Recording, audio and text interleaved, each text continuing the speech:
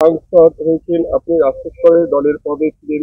তারপরে 26 নির্বাচনের আগে মোদী এলেন, সেখানে আপনি নেই। অমিত শাহ এলেন, সেখানেও আপনি ডাকছিলেন। যারা আমাদের পার্টিতে নতুন নেতৃত্ব এসেছেন তাদের উপরে পার্টি দায়িত্ব দিয়েছে, তারা কাজ করছেন।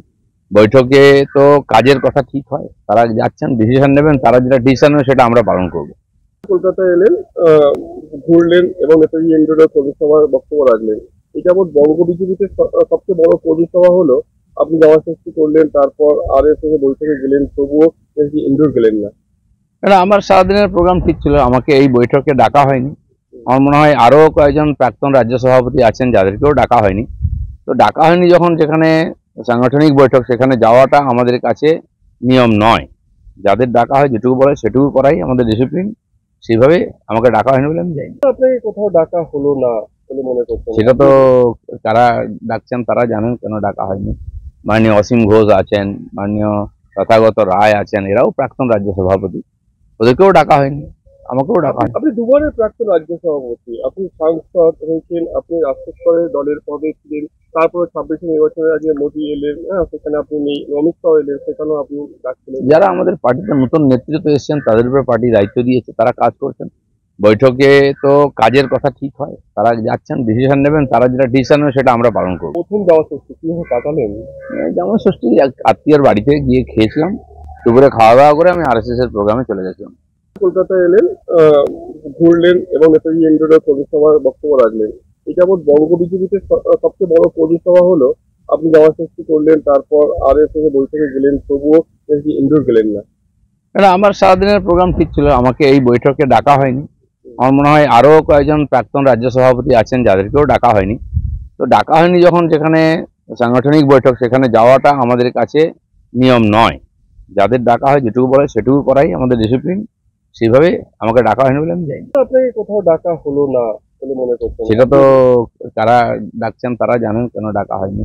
মাননীয় অসীম ঘোষ আছেন, মাননীয় তথাগত রায় আছেন, এরাও প্রাক্তন রাজ্য সভাপতি, ওদেরকেও ডাকা হয়নি, আমাকেও ডাকা হয়নি। আপনি দুবারের প্রাক্তন রাজ্য সভাপতি, আপনি সাংসদ হয়েছেন, আপনি রাষ্ট্র স্তরের দলের পদে ছিলেন। তারপরে 26 নির্বাচনের আগে মোদী এলেন, সেখানে আপনি নেই। অমিত শাহ এলেন, সেখানেও আপনি ডাকছিলেন। যারা আমাদের পার্টিতে নতুন নেতৃত্ব এসেছেন তাদের উপরে পার্টি দায়িত্ব দিয়েছে, তারা কাজ করছেন। বৈঠকে তো কাজের কথা ঠিক হয়, তারা যাচ্ছেন, ডিসিশন নেবেন, তারা যেটা ডিসিশন নেবে সেটা আমরা পালন করব। প্রথম যাওয়া ষষ্ঠী কিভাবে কাটালেন? যেমন ষষ্ঠী এক আত্মীয়র বাড়িতে গিয়ে খেয়েছিলাম, দুপুরে খাওয়া দাওয়া করে আমি RSS এর প্রোগ্রামে চলে গেছিলাম। কলকাতায় এলেন, ঘুরলেন এবং নেতাজি ইন্ডোরের পরিষেবার বক্তব্য রাখলেন। এই যাবৎ বঙ্গ বিজেপিতে সবচেয়ে বড় পরিষেবা হলো আপনি জামা ষষ্ঠী করলেন, তারপর RSS এর বৈঠকে গেলেন, তবুও নেতাজি ইন্ডোর গেলেন না। কারণ আমার সারাদিনের প্রোগ্রাম ঠিক ছিল, আমাকে এই বৈঠকে ডাকা হয়নি। আমার মনে হয় আরো কয়েকজন প্রাক্তন রাজ্য সভাপতি আছেন যাদেরকেও ডাকা হয়নি। তো ডাকা হয়নি যখন, যেখানে সাংগঠনিক বৈঠক, সেখানে যাওয়াটা আমাদের কাছে নিয়ম নয়। যাদের ডাকা হয় যেটুকু বলে সেটুকু করাই আমাদের ডিসিপ্লিন। সেইভাবে আমাকে ডাকা হয়নি বলে আমি যাইনি। আপনাকে কোথাও ডাকা হলো না বলে মনে করছেন? সেটা তো কারা ডাকছেন তারা জানেন কেন ডাকা হয়নি। মাননীয় অসীম ঘোষ আছেন, মাননীয় তথাগত রায় আছেন, এরাও প্রাক্তন রাজ্য সভাপতি, ওদেরকেও ডাকা হয়নি, আমাকেও ডাকা হয়নি। আপনি দুবারের প্রাক্তন রাজ্য সভাপতি, আপনি সাংসদ হয়েছেন, আপনি রাষ্ট্র স্তরের দলের পদে ছিলেন। তারপরে 26 নির্বাচনের আগে মোদী এলেন, সেখানে আপনি নেই। অমিত শাহ এলেন, সেখানেও আপনি ডাকছিলেন। যারা আমাদের পার্টিতে নতুন নেতৃত্ব এসেছেন তাদের উপরে পার্টি দায়িত্ব দিয়েছে, তারা কাজ করছেন। বৈঠকে তো কাজের কথা ঠিক হয়, তারা যাচ্ছেন, ডিসিশন নেবেন, তারা যেটা ডিসিশন নেবে সেটা আমরা পালন করব। প্রথম যাওয়া ষষ্ঠী কিভাবে কাটালেন? যেমন ষষ্ঠী এক আত্মীয়র বাড়িতে গিয়ে খেয়েছিলাম, দুপুরে খাওয়া দাওয়া করে আমি RSS এর প্রোগ্রামে চলে গেছিলাম। কলকাতায় এলেন, ঘুরলেন এবং নেতাজি ইন্ডোরের পরিষেবার বক্তব্য রাখলেন। এই যাবৎ বঙ্গ বিজেপিতে সবচেয়ে বড় পরিষেবা হলো আপনি জামা ষষ্ঠী করলেন, তারপর RSS এর বৈঠকে গেলেন, তবুও নেতাজি ইন্ডোর গেলেন না। কারণ আমার সারাদিনের প্রোগ্রাম ঠিক ছিল, আমাকে এই বৈঠকে ডাকা হয়নি। আমার মনে হয় আরো কয়েকজন প্রাক্তন রাজ্য সভাপতি আছেন যাদেরকেও ডাকা হয়নি। তো ডাকা হয়নি যখন, যেখানে সাংগঠনিক বৈঠক, সেখানে যাওয়াটা আমাদের কাছে নিয়ম নয়। যাদের ডাকা হয় যেটুকু বলে সেটুকু করাই আমাদের ডিসিপ্লিন। সেইভাবে আমাকে ডাকা হয়নি বলে আমি যাইনি। আপনাকে কোথাও ডাকা হলো না বলে মনে করছেন? সেটা তো কারা ডাকছেন তারা জানেন কেন ডাকা হয়নি।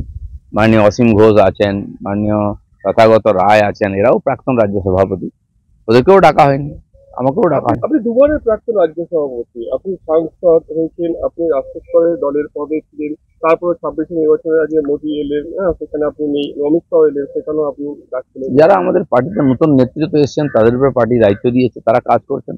বৈঠকে তো কাজের কথা ঠিক হয়, তারা যাচ্ছেন, ডিসিশন নেবেন, তারা যেটা ডিসিশন নেবে সেটা আমরা পালন করবো। প্রথম যাওয়া ষষ্ঠী কিভাবে কাটালেন? যেমন ষষ্ঠী এক আত্মীয়র বাড়িতে গিয়ে খেয়েছিলাম, দুপুরে খাওয়া দাওয়া করে আমি আরএসএস এর প্রোগ্রামে চলে গেছিলাম। কলকাতায় এলেন, ঘুরলেন এবং নেতাজি ইন্ডোরের কর্মী সভার বক্তব্য রাখলেন। এই যাবৎ বঙ্গ বিজেপিতে সবচেয়ে বড় কর্মী সভা হলো, আপনি জামা ষষ্ঠী করলেন, তারপর আরএসএস এর বৈঠকে গেলেন, তবুও নেতাজি ইন্ডোর গেলেন না।